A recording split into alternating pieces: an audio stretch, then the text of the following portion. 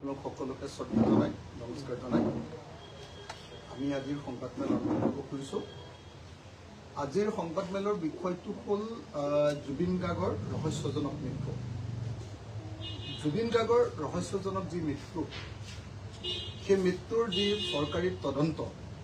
সেই তদন্তক লৈ ৰাইজৰ দল গভীৰভাৱে অসন্তুষ্ট, গভীৰভাৱে দুখী আৰু ৰাইজৰ দলে গভীৰভাৱে ক্ষোভিত হৈ পৰিছে যে আচলতে অসম চৰকাৰে জুবিন গাৰ্গৰ মৃত্যুৰ ঘটনাটোক সুপৰিকল্পিতভাৱে গাপ দিবৰ কাৰণে, পলম কৰিবৰ কাৰণে তদন্ত আৰু গাফিলতি কৰিবৰ কাৰণে প্ৰচেষ্টা কৰা আমি দেখিবলৈ পাইছোঁ। ইয়াৰ সম্পৰ্কত আজি আমাৰ ৰাইজৰ দলৰ জৰুৰী কৰ্ণধাৰ সমিতিৰ বৈঠক অনুষ্ঠিত হৈছিলে আৰু সেই বৈঠকত আমাৰ 4টা প্ৰস্তাৱ আজি গ্ৰহণ কৰা হৈছে। মই প্ৰথমতে আমাৰ দলৰ সাধাৰণ সম্পাদক শ্ৰীযুত অলক নাথ ডাঙৰীয়া মই আমাৰ প্ৰস্তাৱ 4টা অলপ খৰকে পাঠ কৰি দিবৰ কাৰণে অনুৰোধ কৰিছোঁ আৰু তাৰ পাছতে আমাৰ বক্তব্য দাঙি ধৰিম। ধন্যবাদ। আমি গভীৰ উদ্বেগেৰে লক্ষ্য কৰিছোঁ যে অসমৰ বৰ্তমান সময়ৰ সবাতোকৈ জনপ্ৰিয় শিল্পী আৰু যুৱ সমাজৰ মুখপাত্ৰ স্বৰূপ জুবিন গাৰ্গৰ ৰহস্যজনক মৃত্যুৰ ঘটনাৰ 11 দিনৰ পাছতো অভিযুক্তসকলে এই ঐতিহাসিক মৰ্মান্তিক ঘটনাটোৰ গুৰুত্ব হ্ৰাস কৰিবলৈ আৰু জনমানসৰ পৰা ক্ৰমাগতভাৱে এই ঘটনাটো মচি পেলাবলৈ এক কৌশলী আৰু অসহ্যকৰ দীঘলীয়া পৰিকল্পনা গ্ৰহণ কৰিছে। অভিযুক্তসকলক চাৰ্চ অপাৰেশ্যন কৰি আটক কৰাৰ পৰিৱৰ্তে দীঘলীয়া সময়ৰ বিৰতি দি কেৱল জাননীহে জাৰি কৰিছে। এবাৰ মুখ্যমন্ত্ৰীৰ নিৰ্দেশত এজন মূল অভিযুক্ত সিদ্ধাৰ্থ শৰ্মাক এৰি দিয়াৰ পাছত আনজন মূল অভিযুক্ত শ্যামকানু মহন্তক কৰায়ত্ব কৰিবলৈ ৰেড কৰ্ণাৰ নটিচ জাৰি কৰাৰ পৰিৱৰ্তে লুক আউট নটিচে জাৰি কৰিছে। তদন্তৰ ৰেহৰূপ পৰ্যবেক্ষণ কৰি এনেকুৱা অনুমান হৈছে যে তদন্তৰ সময় পৰিকল্পিতভাৱে দীঘলীয়া কৰি আমাৰ প্ৰিয় শিল্পীগৰাকীৰ ৰহস্যজনক মৃত্যুৰ ঘটনাৰ প্ৰতিক্ৰিয়া কাম কটাবলৈ চেষ্টা কৰা হৈছে। 6 অক্টোবৰলৈকে পূজাৰ সময়খিনি চৰকাৰে সদব্যৱহাৰ কৰি ৰহস্যজনক মৃত্যুৰ প্ৰতিক্ৰিয়াৰ প্ৰভাৱ কমাব বিচাৰিছে। চৰকাৰে শিল্পীগৰাকীৰ ৰাজহুৱা আদ্যশ্ৰাদ্ধ পতাৰ নামত জনতাৰ মাজত চৰকাৰখনৰ প্ৰতি ৰাইজৰ ক্ৰমাগতভাৱে বৃদ্ধি পাই অহা ক্ষোভ আৰু অসন্তুষ্টি লাঘৱ কৰিবৰ কাৰণে কৌশলী চেষ্টা কৰিছে। অভিযুক্তসকলক চৰকাৰখনে কৰায়ত্ব কৰাৰ অক্ষমতা লুকুৱাবলৈ মুখ্যমন্ত্ৰীয়ে ন্যায় দিব নোৱাৰিলে 2026 নিৰ্বাচনত বিজেপিক ভোট দিব নালাগে বুলি উফাইদাং মাৰি চতুৰ ৰাজনীতি কৰাৰ অপচেষ্টা কৰিছে। কাৰ্যত চৰকাৰখনে এই ঐতিহাসিক ৰহস্যজনক মৃত্যুৰ ঘটনাত অভিযুক্তসকলক আটক কৰাত ব্যৰ্থ হৈছে অথবা ইচ্ছাকৃতভাৱে আটক নকৰি ঘটনাৰ প্ৰতিক্ৰিয়া কাম কটাবলৈ দীঘলীয়া পৰিকল্পনা ৰচনা কৰিছে। আমি উদ্বেগেৰে সৈতে লক্ষ্য কৰিছো যে কা বিৰোধী আন্দোলনক বিজেপি চৰকাৰখনে অতি কৌশলেৰে বশীভূত কৰাৰ দৰে শিল্পী জুবিন গাৰ্গৰ ৰহস্যজনক মৃত্যুৰ পাছত উদ্ভৱ হোৱা ক্ষোভৰ বিস্ফোৰণকো একে কূটকৌশলেৰে মষিমূৰ কৰিবলৈ গভীৰ ষড়যন্ত্ৰত লিপ্ত হৈছে। এনে প্ৰেক্ষাপটত আজি ৰাইজৰ দলৰ গুৱাহাটীত বহা জৰুৰী কৰ্ণধাৰ সমিতিৰ বৈঠকত জুবিন গাৰ্গৰ ৰহস্যজনক মৃত্যুৰ ন্যায় বিচাৰি এলানি কাৰ্যসূচী গ্ৰহণ কৰিবলৈ সিদ্ধান্ত লোৱা হৈছে। সেই কাৰ্যসূচীসমূহ হৈছে এনেধৰণৰ: জুবিন গাৰ্গৰ ৰহস্যজনক মৃত্যুৰ ঘটনাৰ মূল অভিযুক্তসকলক তৎকালীনভাৱে গ্ৰেপ্তাৰ কৰা, জুবিন গাৰ্গৰ ৰহস্যাবৃত মৃত্যুৰ ঘটনাৰ তদন্ত CBIৰ হাতলৈ হস্তান্তৰ কৰা আৰু এই ঘটনাৰ সৈতে জড়িত সকলো অৰ্থনৈতিক অপৰাধৰ সূক্ষ্মাতি সূক্ষ্ম তদন্ত কৰিবলৈ EDৰ তদন্ত ঘোষণা কৰাৰ দাবীত আৰু অসমৰ মাননীয় ৰাজ্যপালৰ হস্তক্ষেপ দাবী কৰি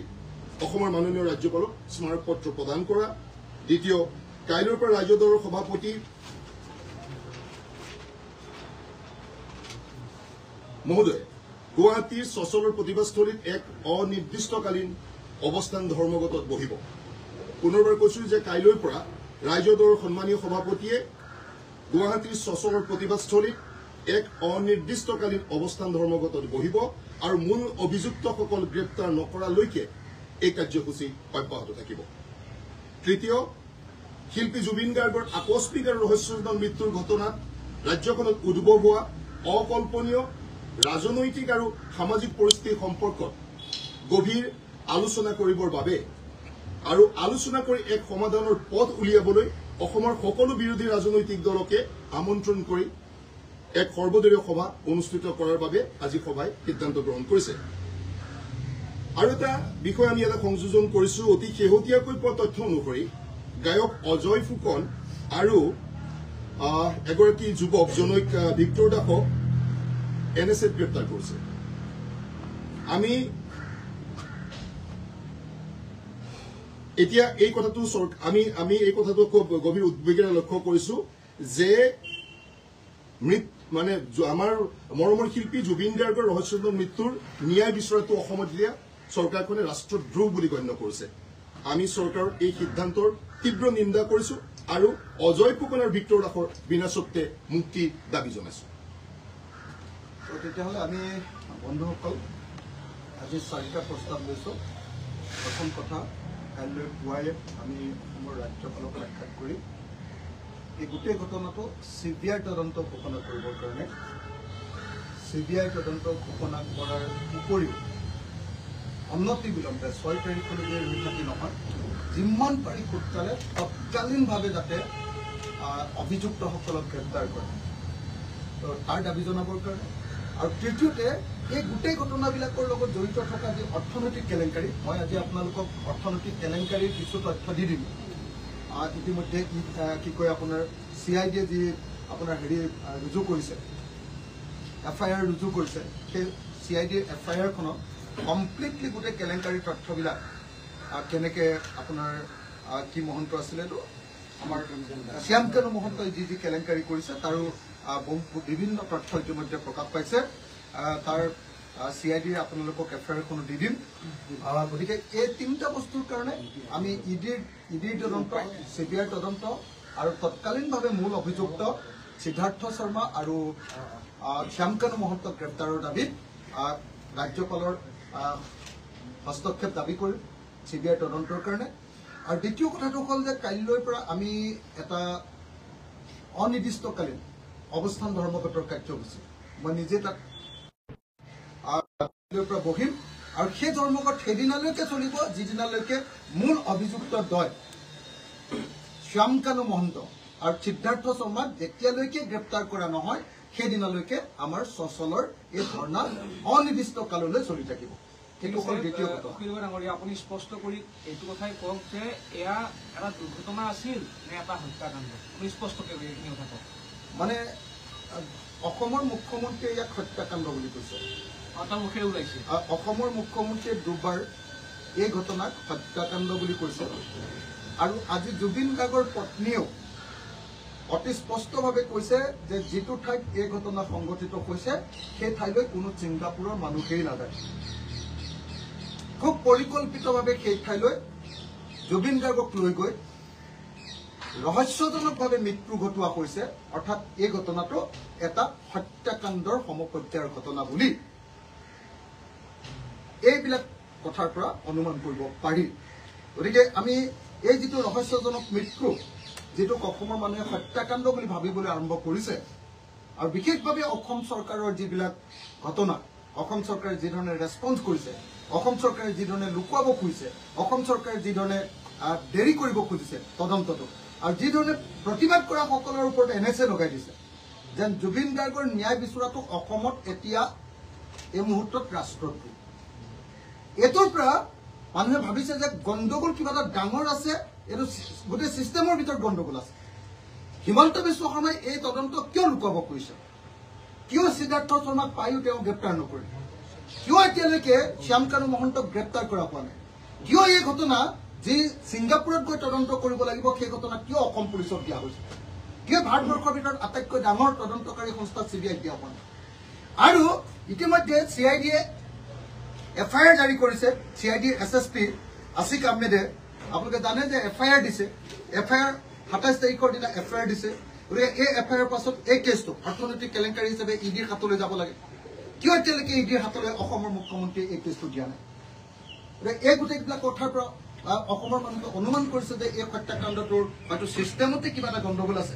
গতিকে অসমৰ মানুহে দাবী উত্থাপন কৰি আছে যে CBI তদন্ত হ'ব লাগে, ইডিক তদন্ত দিব লাগে। আৰু অভিযুক্তসকলক তৎকালীনভাৱে গ্ৰেপ্তাৰ কৰিব লাগে, কিন্তু অভিযুক্তসকলক পূজা খাবৰ কাৰণে সময় সুযোগ দিয়া হৈছে। গতিকে এই ঘটনাত ছিষ্টেমত গণ্ডগোল আছে কাৰণে কাইলৈৰ পৰা আমাৰ কাৰ্যসূচী আৰম্ভ হ'ব। আমাৰ তৃতীয় কথাটো হ'ল যে আমি অহা এই গোটেই ঘটনাটোক লৈ অহা কেইদিনমানৰ ভিতৰতে তৎকালীনভাৱে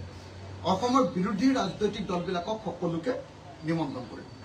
এটা অস্বাভাৱিক, এটা ঐতিহাসিক, মৰ্মান্তিক ঘটনা ঘটিছে, যিটোৱে অসমৰ ৰাজনীতি আৰু সমাজ নীতি সম্পূৰ্ণৰূপে স্তব্ধ কৰি দিছে।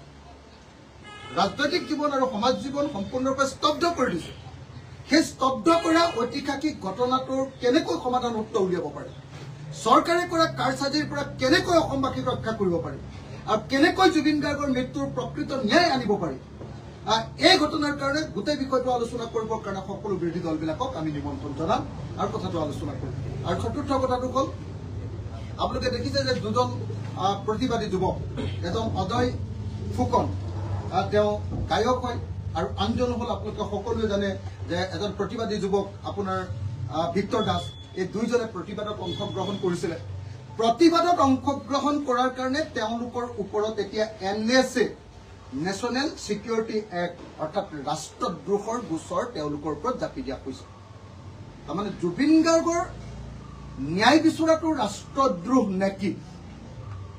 বিজেপি চৰকাৰে, হিমন্ত বিশ্ব শৰ্মা চৰকাৰে তাৰমানে জুবিন গাৰ্গৰ মৃত্যুৰ ঘটনাৰ তদন্ত বিচৰাটোক ৰাষ্ট্ৰদ্ৰোহ বুলি গণ্য কৰে। তেতিয়াহ'লেতো দল মে কুছ কালা হে, চৰকাৰ নিশ্চয় তাত জড়িত থাকিব লাগিব। চৰকাৰ যদি জড়িত নাই, তেতিয়াহ'লে প্ৰতিবাদ কৰাটো বেয়া পাইছে কিয়? কাৰণ প্ৰতিবাদটো সেই অপৰাধীবিলাকৰ বিৰুদ্ধে হৈছে, প্ৰতিবাদটো জুবিন গাৰ্গৰ ন্যায়ৰ কাৰণে হৈছে। যদি চৰকাৰৰ কোনো তাত হস্তক্ষেপ নাই,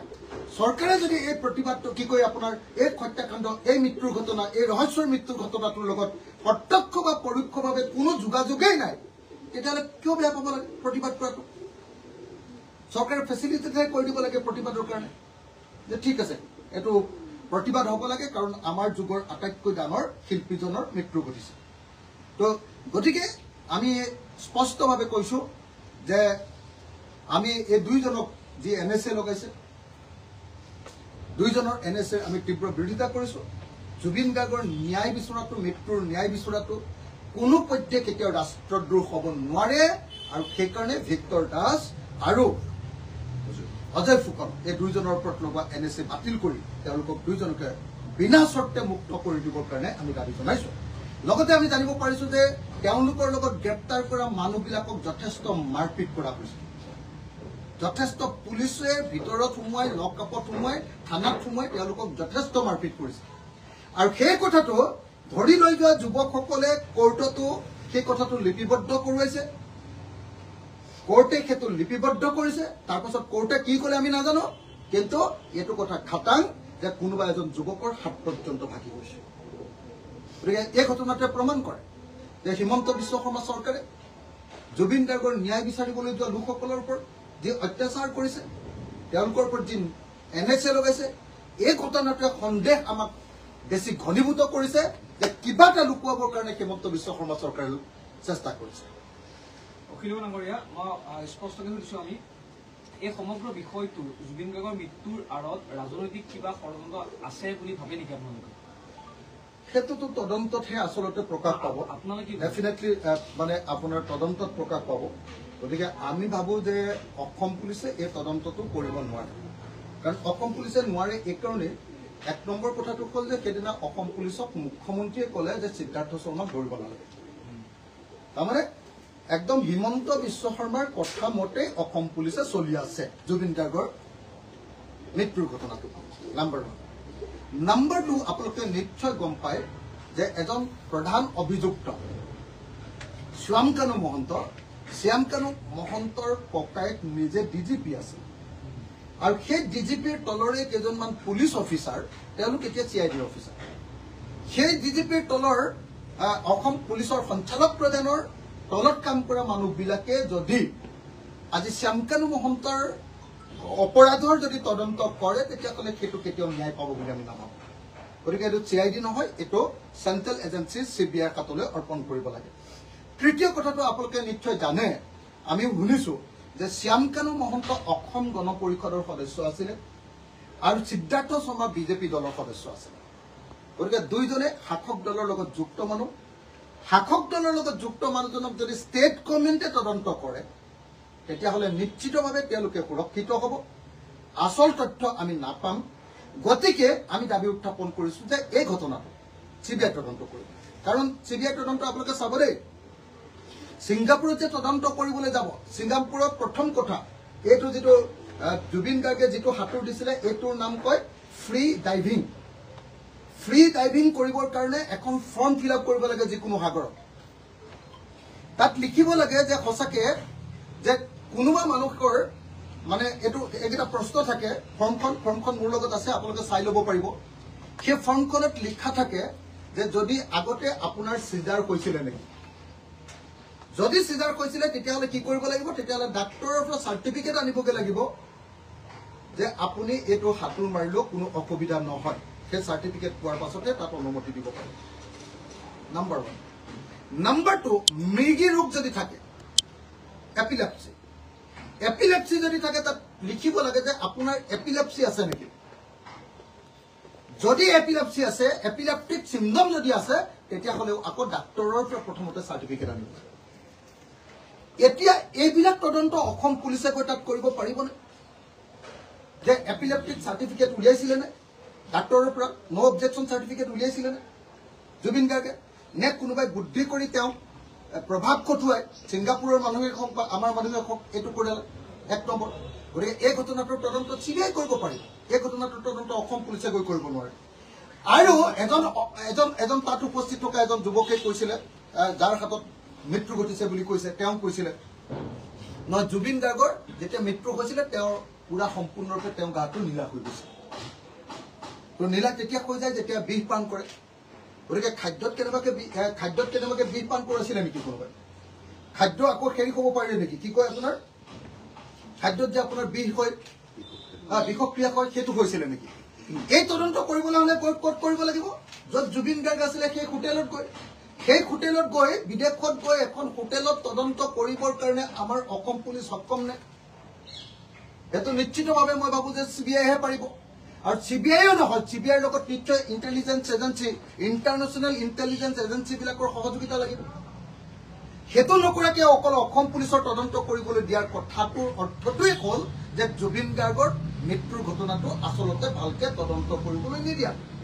সেইকাৰণে আমি বাৰম্বাৰ কৈ আছো যে এই ঘটনাৰ তদন্তত চিবিআই ক'ব লাগিব আৰু ইয়াৰ লগত জড়িত অৰ্থনৈতিক কেলেংকাৰী যেনেকে ধৰক আজি ওলাইছে যে অসমৰ মুখ্যমন্ত্ৰীৰ পত্নীয়েও নৰ্থ ইষ্ট ফেষ্টিভেলত গৈ আপোনাৰ ফেশ্বন শ্ব' অৰ্গেনাইজ কৰিছে ওলাইছে আমি নাজানো হ'ব পাৰে নহ'ব পাৰে তো তাৰ মানে মুখ্যমন্ত্ৰী ঘৰৰ মানুহ মুখ্যমন্ত্ৰীয়ে বিভিন্ন ডিপাৰ্টমেণ্টবিলাকৰ পৰা যে পইচা লৈছিলে এইবিলাকত মানে চৰকাৰৰো এটা ইনফ্লুৱেঞ্চ আছে নেকি এই অৰ্থনৈতিক দিশবিলাক চাবৰ কাৰণে ইডি যথেষ্ট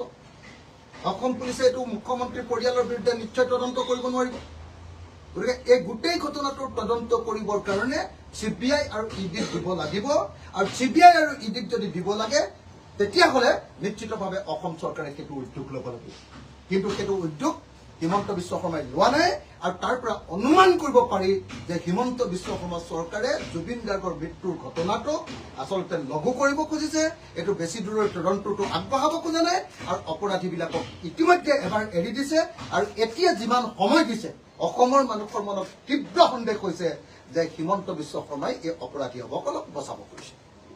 অখিল গগৈ ডাঙৰীয়া মুখ্যমন্ত্ৰীয়ে এটা কথা কৈছে যে পত্নী গৰিমা শইকীয়া গাৰ্গে তেওঁলোকে যিটো তদন্ত কৰি আছে তাত সম্পূৰ্ণ বিশ্বাসী বুলি কৈছে আৰু দ্বিতীয় কথাটো হ'ল যেতিয়া সিদ্ধাৰ্থ শৰ্মাক ধৰি আনিবৰ কথা কৈছিল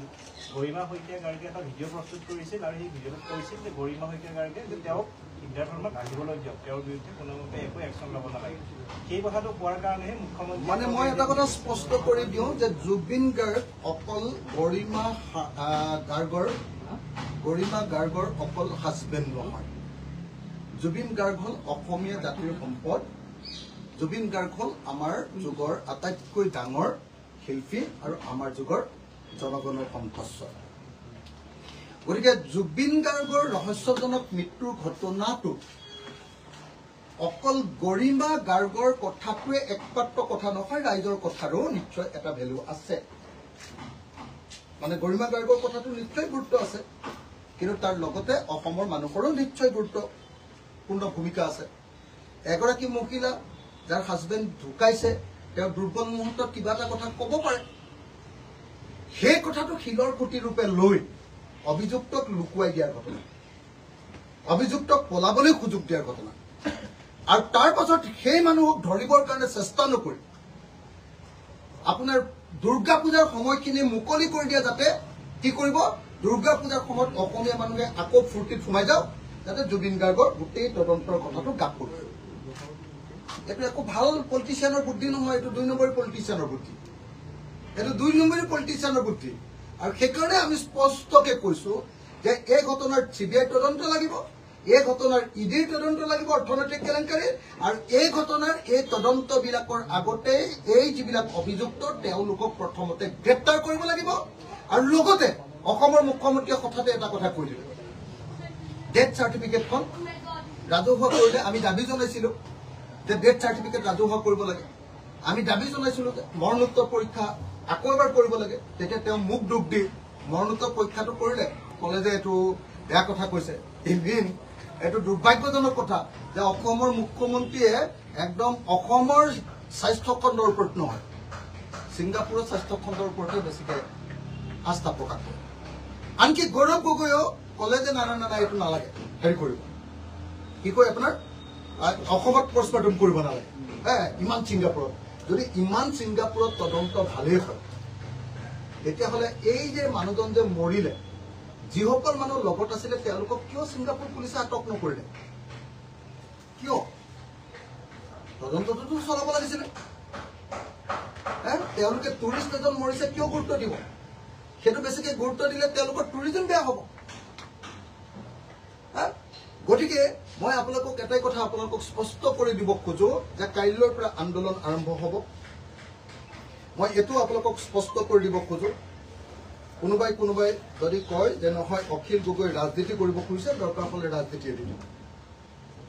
দৰকাৰ হ'লে MLA-শ্বিপ এৰি দিম কিন্তু আমাৰ এই যুগৰ এজন যুগনায়ক জুবিন গাৰ্গৰ মৃত্যুৰ তদন্ত ভেদ নোহোৱা পৰ্যন্ত চৰকাৰক ৰেহাই নিদিওঁ এইটো স্পষ্ট কৰি দিছো দ্বিতীয় কথাটো অতি স্পষ্ট কৰি দিওঁ যে আমাৰ সন্মুখত পৰাগ কুমাৰ দাসৰ মৃত্যুৰ ঘটনাটোক নাইকিয়া কৰি পেলোৱা হয় হত্যাৰ ঘটনাটোক নাইকিয়া কৰি পেলোৱা মই তেতিয়া সৰু ল'ৰা আছিলো ডিগ্ৰীত পঢ়ি আছিলো ডিগ্ৰীত পঢ়ি থকা ল'ৰা এটাৰ চকুৰে দেখিছিলো যে কেনেকৈ চৰকাৰে বুদ্ধি কৰি পৰাগ দাসৰ হত্যাকাণ্ডৰ ঘটনাটোক তেনেই নাইকিয়া কৰি পেলালে একেই প্ৰক্ৰিয়াৰে কা আন্দোলনটোক যেনেকৈ হিমন্ত বিশ্ব শৰ্মা চৰকাৰে নাইকিয়া কৰি দিলে সৰ্বানন্দ সোণোৱালৰ চৰকাৰে নাইকিয়া কৰি দিলে এতিয়া জুবিন গাৰ্গৰ ন্যায় বিচৰা এই যিটো মানুহৰ ক্ষোভ এই ক্ষোভটোকো নাইকিয়া কৰিবৰ কাৰণে খুব যত্ন কৰি এলানি কাৰ্যসূচী মুখ্যমন্ত্ৰীক আমি লোৱা দেখিছো এলানি কাৰ্যসূচী লৈছে এলানি কাৰ্যসূচীটো আপোনালোকে যদি চাই এটালৈকে দেখিবলৈ পাব যে এই ঘটনাটো নাইকিয়া কৰি দিবৰ কাৰণে জুবিন গাৰ্গৰ পত্নীৰ ওপৰত ভেজা দি সিদ্ধাৰ্থ শৰ্মাক এৰি দিলে তাৰ পাছত তেওঁ বিদেশত থকা শ্যামকানু মহন্তক ধৰিবৰ কাৰণে ৰেড কৰ্নাৰ নটিচ জাৰি নকৰি এনে লুক আউট নটিচ এখন জাৰি কৰিলে লুক আউট নটিচ জাৰি কৰা প্ৰশ্নই নাছিলে কৰিব লাগিছিলে চাৰ্চ অপাৰেশ্যন ধৰি আনিবগৈ লাগিছিলে ধৰি নানি অকল নটিচ এখন দি কিমান সময় দি দিলে আজি 11 দিন মৃত্যুৰ তাৰপিছত 6 তাৰিখলৈকে কিমান দিন হৈ যাব আপোনালোকে চব আজি 11 দিন যদি হয় 6 তাৰিখলৈকে চাগে আপোনাৰ 20 দিনৰ ওচৰা-ওচৰি 19 দিন 20 দিন হৈ যাব 20 দিনলৈকে অসমৰ এই যুগৰ আটাইতকৈ ডাঙৰ এটা ৰহস্যজনক মৃত্যুৰ অভিযুক্ত ৰেহাই দিয়া ঘটনাটোৱে কি প্ৰমাণ কৰে যে চৰকাৰ এই অপৰাধীসকল এই অভিযুক্তসকলৰ প্ৰতি কোমল নৰম আন্তৰিকতা নাই এই ঘটনাৰ ন্যায় তদন্ত কৰিবৰ কাৰণে আচলতে চৰকাৰৰ আন্তৰিকতা নাই 20 দিন পৰ্যন্ত অপৰাধী আৰু অভিযুক্ত এনেকৈ মুকলি আকাশৰ তলতে এৰি দিয়া হৈছে এনেকুৱা ঘটনা ক'ৰবাত ঘটিছে পৃথিৱীৰ কোনো মানুহক এনেকুৱা এজন চেলিব্ৰিটিৰ মৃত্যু ঘটিলে এজন যুগনায়কৰ মৃত্যু ঘটিলে সেই জাতিটোৰ চৰকাৰে সঁচাকৈ এনেকৈ অপৰাধী বা অভিযুক্তসকলক এনেকৈ মুকলি আকাশত এৰি দি ৰং চাব এই ঘটনা কেৱল হিমন্ত বিশ্ব শৰ্মাৰ বিজেপি চৰকাৰ দিনতে সম্ভৱ আৰু সেইকাৰণে আমি মনে মনে বহি থাকিব নোৱাৰো আৰু সেইকাৰণে কাইলৈৰ পৰা মই নিজে আন্দোলন আৰম্ভ কৰিম চৰকাৰে কৈ আছে যে নাই বিশৃংখলতাৰ সৃষ্টি কৰিবলৈ চেষ্টা কৰিছে, সেইকাৰণে কালি মই অকলে আন্দোলন আৰম্ভ কৰিম। আজি দলৰ পৰা সিদ্ধান্ত লৈছে যে অখিল গগৈ অকলে অৱস্থান ধৰ্মঘটত কৰিব। ঠিক আছে, কাইলৈ অকলে আৰম্ভ কৰিম, অকলে এজন মানুহে, যাতে কোনো পধ্যে চৰকাৰে এই মৃত্যুৰ ঘটনাটোক লাগত কৰিব নোৱাৰে। যিদিনালৈকে অভিযুক্ত গ্ৰেপ্তাৰ নহব সেইদিনালৈকে আন্দোলনৰ পৰা বহি নুঠো। দৰকাৰ হলে মৰি যাম, দৰকাৰ হলে MLA পুচি বেৰি দিম, দৰকাৰ হলে জেললৈ যাম, দৰকাৰ হলে ভিলেইন হ'ম, দৰকাৰ হলে যি কৰিবলৈ ইচ্ছা চৰকাৰে তাকে কৰিব পাৰিব, দৰকাৰ হলে NSA ল'ম, সকলো ল'ম, কিন্তু প্ৰতিবাদ কাৰ্যসূচী কাইলৈৰ পৰা আৰম্ভ কৰিম। আৰু শান্তিপূৰ্ণ গণতান্ত্ৰিক মাত্ৰ এজন মানুহৰ প্ৰগ্ৰেম, মাত্ৰ এজন মানুহৰ প্ৰগ্ৰেম। অখিল গগৈ অকলে তাত বহি থাকিব। APSCৰ বিৰুদ্ধে অকলে প্ৰতিবাদ কৰিছিলো, আপোনালোকৰ মনত আছে নিশ্চয়। APSC কেলেংকাৰীৰ বিৰুদ্ধে অকলে প্ৰতিবাদ কৰি ৰাকেশ পালক গ্ৰেপ্তাৰ কৰিবৰ কাৰণে অকলে প্ৰতিবাদ কৰিছিলো। এইবাৰো এই প্ৰতিবাদ আৰম্ভ হ'ব আৰু APSC কেলেংকাৰীৰ নিচিনাকে খান্দি পেলাম। আৰু যেতিয়ালৈকে অভিযুক্ত গ্ৰেপ্তাৰ নহব তেতিয়ালৈকে কাকো এৰি দিয়া নহব। এতিয়া মই আপোনালোকৰ হাতত এখন খুব ইম্পৰ্টেণ্ট নথি আপোনালোকৰ হাতত দাখিল কৰিব খোজো। এখন হ'ল যোৱা 27 তাৰিখৰ দিনা, আজি কেইদৰে 30 তাৰিখ ন, 29 পৰহিৰ দিনা, যোৱা পৰহিৰ দিনা আমাৰ CID, যি CIDয়ে এতিয়া তদন্তটো কৰি আছে, CIDৰ এজন অফিচাৰ CIDৰ এজন অফিচাৰ SSP, তেওঁৰ নাম আছিক আহমেদ। আছিক আহমেদে এখন নতুনকে এজাহাৰ CIDত দাখিল কৰিছে। দাখিল কৰি কৈছে যে তেওঁলোকে শ্যামকানু মহন্তৰ ঘৰলৈ যাওঁতে এনেকুৱা কিছুমান সামগ্ৰী পাইছে, যিবিলাক সামগ্ৰীয়ে প্ৰমাণ কৰে যে শ্যামকানু মহন্ত বৰ ডাঙৰ গভীৰ অৰ্থনৈতিক কেলেংকাৰীত জড়িত। গতিকে এই ঘটনাৰ অৰ্থনৈতিক তদন্ত কৰিব লাগে, অৰ্থাৎ EDয়ে তদন্ত কৰিব লাগে, তেনেকুৱা এটা ইংগিত দি CIDত এখন FIR ৰুজু কৰিছে। চৰকাৰে এই FIRখন লুকুৱাই ৰাখিবৰ কাৰণে যত্ন কৰিছিলে। আমি বিভিন্ন ধৰণে এই FIRখনৰ কপি আনিছো আৰু ৰাজহুৱা কৰি দিছো, যাতে CIDৰ ভিতৰত পোৱা যিবিলাক বস্তু, সেই বস্তুবিলাকে আচলতে শ্যামকানু মহন্তৰ কি অৰ্থনৈতিক অপৰাধ আছে, শ্যামকানু মহন্ত কাৰ সহযোগত এইবিলাক অনুষ্ঠান পাতি আছিলে, ক'ৰ পৰা টকা আহিছিলে, সেইবিলাকৰ খবৰবিলাক ইয়াত পোৱা যাব। সেইকাৰণে আপুনি যদি চাই, এই যিখন FIR দিছে, সেই FIRখনত তেওঁলোকে আসিফ আহমেদ চিনিয়ৰ SP মানে SSP CID, তেখেতে ইয়াতে কি কৰিছে, আপোনাৰ 6টা পইণ্ট দিছে, 6টা তথ্য দিছে। 1 নম্বৰ তথ্যটোত কৈছে যে মানে তালৈ যাওঁতে তেওঁলোকে চিৰিয়াছ ফাইনেন্সিয়েল ইৰেগুলাৰিটিজ দেখিছে, তেনেকুৱা তথ্য লাভ কৰিছে। ফৰ্জাৰী, এনেকুৱা ধৰণৰ মানে কাগজ পত্ৰ মানে 2 নম্বৰী কৰি বনোৱা তেওঁলোকে তথ্য প্ৰমাণ পাইছে।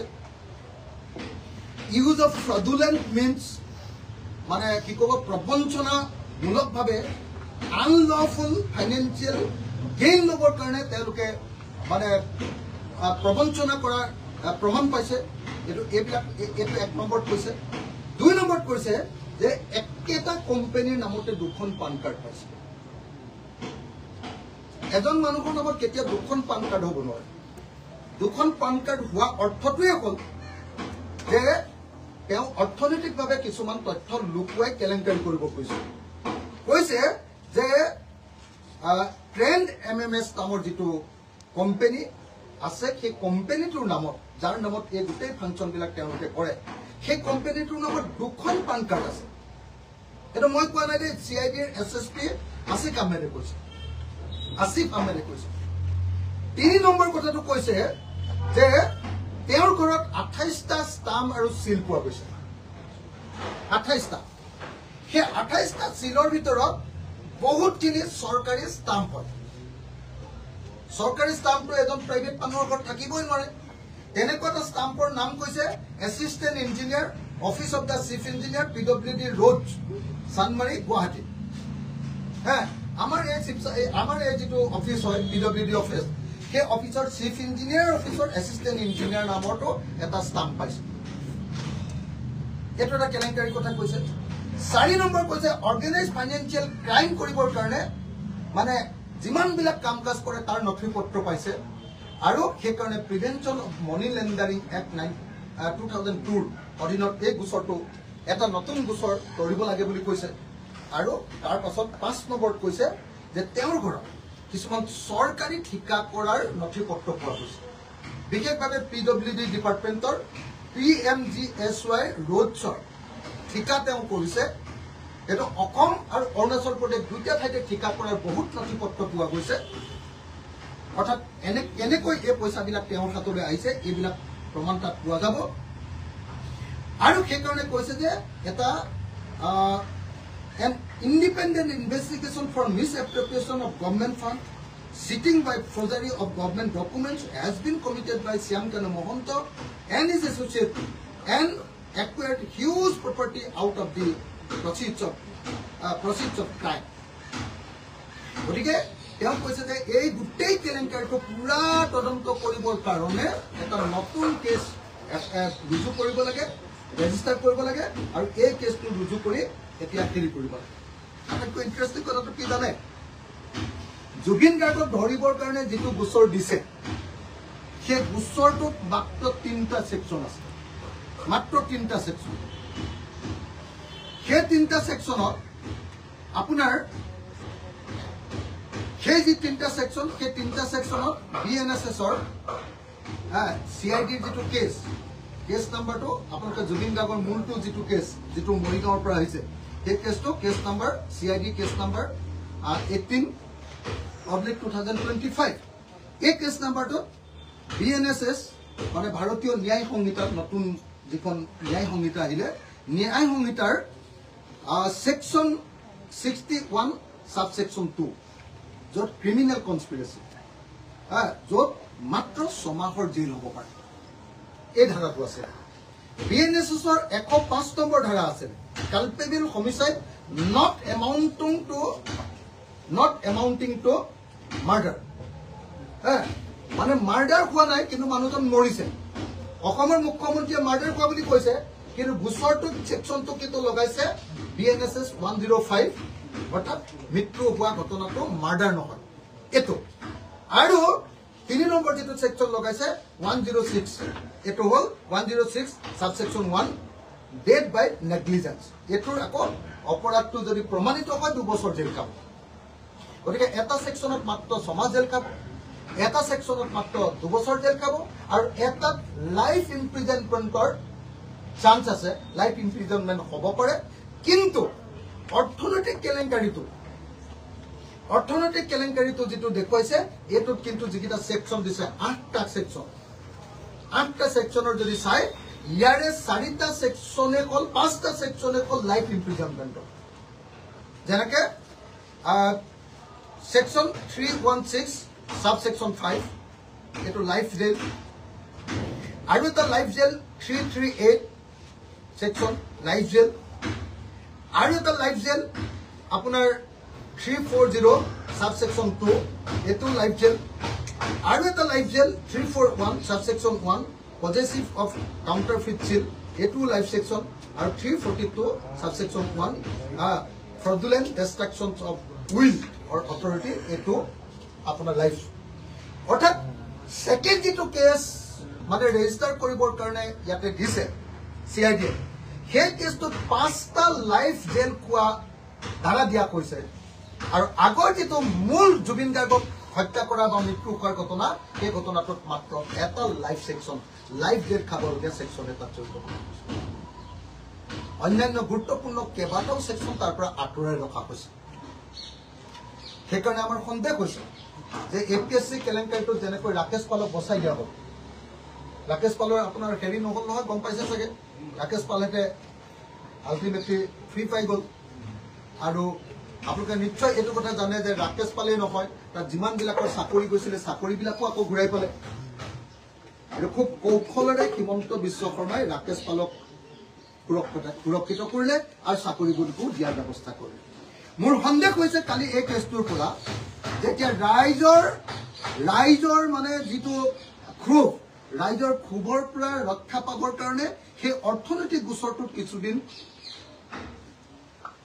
শ্যাম কানু মহন্ত বা সিদ্ধাৰ্থ শৰ্মাক কিছুদিন ৰাখিব কিন্তু মূল গোচৰটোৰ পৰা কৌশলেৰে সৈতে শ্যাম কানুক বচাই দিব পাৰে মুখ্যমন্ত্ৰী অসম চৰকাৰে বচাই দিব পাৰে সেইকাৰণে তেনেকুৱা এটা ক্লু উলিয়াই দিবৰ কাৰণে মই ভাবোঁ যে এই দুইটা কাম কৰা হৈছে যে মূল যিটো কেছ সেই মূল কেছটোত যিমানবিলাক কঠোৰ ছেকশ্যন দিব পাৰিলেহেঁতেন সেই ছেকশ্যনবিলাক দিয়া নাই তাৰ বিপৰীতে পিছৰ যিটো ছেকশ্যন তাত কঠোৰ ছেকশ্যন কেইটামান দিয়া হৈছে যাতে কিছুদিন ৰাখিব পৰা যায় আৰু অৰ্থনৈতিক কেছত আপোনালোকেতো সদায় জানে যে অৰ্থনৈতিক কেছত ক'ত গৈ মানুহ ফচেগে ক'ৰবাত গৈ মিলাই পেলাই দিয়ে আৰু মেনেজ কৰি দিয়ে গতিকে আল্টিমেটলি ৰাকেশ পাল যেনেকৈ বাচি গ'ল আল্টিমেটলি APSC চাকৰিবিলাক যেনেকৈ ঘূৰাই পাল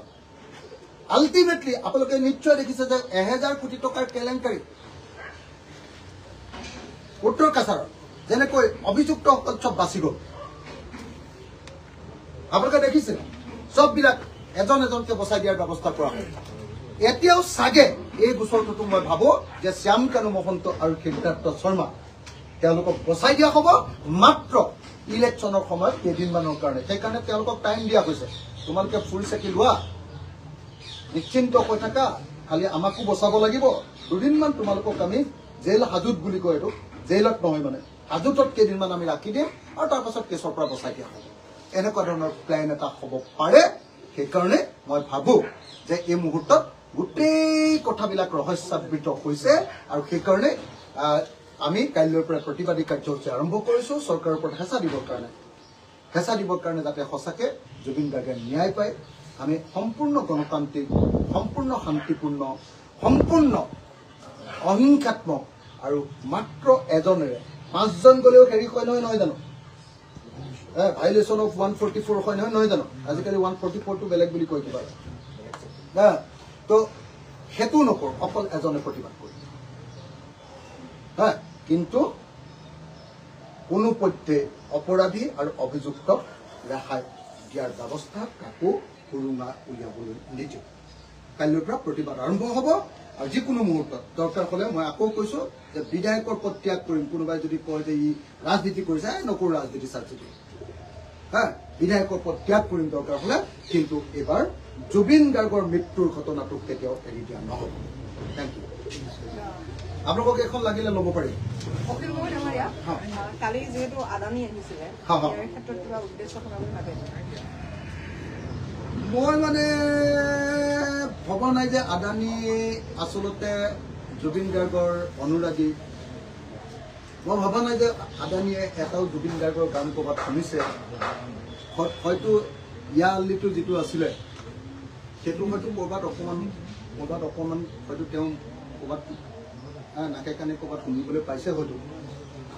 মই নাভাবোঁ যে জুবিন গাৰ্গৰ তেওঁ অনুৰাগী আৰু আমি কাহানিও শুনাও নাছিলোঁ এইটো কথা আগতে কেতিয়া কোনো ফাংচনত দেখাও নাই লগো পোৱা নাই মানে জুবিন গাৰ্গক কোনো প্ৰগ্ৰেমত দেখাও নাই চোৱাও দেখা নাই বম্বেটো দেখা নাই ক'তো দেখা নাই তাৰপাছত আদানী বোধহয় আহিছে যে আদানীয়ে অসমত যিটো ব্যৱসায় কৰিব খুজিছে সেই ব্যৱসায়টোত অসমৰ মানুহে প্ৰতিবাদ কৰি আছে অসমৰ মাটি ল'ব খুজিছে অসমৰ এয়াৰপৰ্টটো তেওঁ নিজৰ কৰি পেলালে গোপীনাথ বৰদলৈ এয়াৰপৰ্টটো আমাৰ অসমৰ এতিয়া আদানী এয়াৰপৰ্ট হ'ল গতিকে তেওঁ অসমত সাঁতোৰা যিটো মেলিছে সেইকাৰণে মই ভাবোঁ যে অসমৰ মুখ্যমন্ত্ৰীৰ পৰামৰ্শ ক্ৰমে চাগে তেওঁ জুবিন গাৰ্গৰ ঘৰত এক পাক মাৰি গৈছে যাতে আদানীয়ে আমাৰ অসমৰ সকলোৰে মৰমৰ জুবিন গাৰ্গকো ভাল পায় এই ষ্টৰিটো মাজে মাজে প্ৰচাৰ কৰি থাকিব পাৰে আৰু যাতে আদানীয়ে আমাৰ কাৰ্বি আংলঙৰ মাটি আমাৰ ধুবুৰীৰ মাটি আমাৰ কি কয় আমাৰ এয়াৰপৰ্টৰ মাটি এইবিলাক যাতে মানে হস্তগত কৰি থাকিব পাৰে লুণ্ঠন কৰি থাকিব পাৰে তাৰ কাৰণে জুবিন গাৰ্গৰ চেণ্টিমেণ্টটোক ব্যৱহাৰ কৰিবলৈ হয়তো আদানী আহিছে মই আশাহে কৰিব পাৰোঁ দেই এইটো মই যে জুবিন গাৰ্গৰ পৰিয়ালে আদানীৰ পৰা 1 পইচাৰ যাতে সাহায্য দিয়ে মই আশা কৰিম যে জুবিন গাৰ্গৰ কোনো ফেন ফলোৱাৰে আদানীৰ পৰা টকা লৈ যাতে কোনো অনুষ্ঠান আয়োজন নকৰে আমি আশা কৰিম যে জুবিন গাৰ্গ আছিলে শোষণৰ বিৰুদ্ধে প্ৰতিবাদী সত্তা এটা, যিটো কাৰণত জুবিন গাৰ্গ গায়ক হিচাপেতো পপুলাৰে, সংগীতজ্ঞ হিচাপেতো পপুলাৰে, আৰু পপুলাৰ আছিলে অসমৰ মানুহৰ জনকণ্ঠৰ প্ৰতিনিধি হিচাপে, জনকণ্ঠ হিচাপে। গতিকে জুবিন গাৰ্গৰ সত্তাটোক যাতে কোনো মাৰি পেলাবলৈ চেষ্টা নকৰে। যেনেকে ধৰক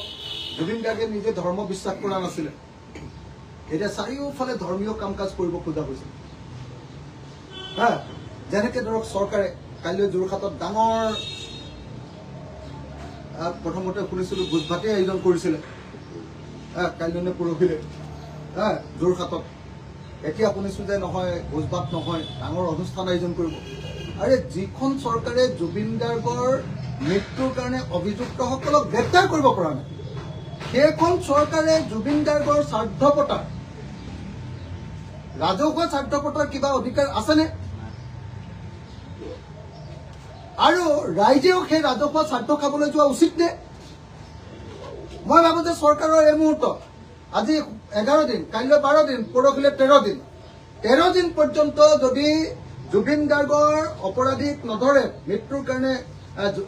জগৰীয়া অপৰাধীক নধৰে, তেতিয়াহ'লে সেই চৰকাৰখনৰ আচলতে মাহ প্ৰসাদ খাবলৈ, চাহ জলপান খাবলৈ, ভাত খাবলৈ অসমৰ কোনো মানুহ যোৱা উচিত নহয়, কোনো মানুহে যোৱা উচিত নহয়। য'ত তেওঁলোকে জুবিন গাৰ্গৰ ন্যায়ৰ কাৰণে প্ৰতিবাদ কৰা মানুহক NSA লগায়, ৰাষ্ট্ৰদ্ৰোহী বুলি কয়, জুবিন গাৰ্গৰ ন্যায়ৰ কাৰণে মাত মতা কামটোক ৰাষ্ট্ৰদ্ৰোহ বুলি কয়, সেইখন চৰকাৰৰ কোনে ভোজ ভাত খাবলৈ যাব স্বাৰ্থৰ নামত, ৰাজহুৱা স্বাৰ্থৰ নামত? সেইকাৰণে মই ভাবো যে আমি সকলো মানুহে এই মুহূৰ্তত চৰকাৰৰ প্ৰতি সমালোচনাত্মক হ'ব লাগে, ক্ৰিটিকেল হ'ব লাগে, আৰু চৰকাৰক এটাই কথা কোৱাই থাকিব লাগে যে যেতিয়ালৈকে অপৰাধী, যেতিয়ালৈকে অভিযুক্তক গ্ৰেপ্তাৰ কৰা নহ'ব, তেতিয়ালৈকে চৰকাৰে ৰাইজৰ পৰা সহযোগিতা নাপাব। Thank U.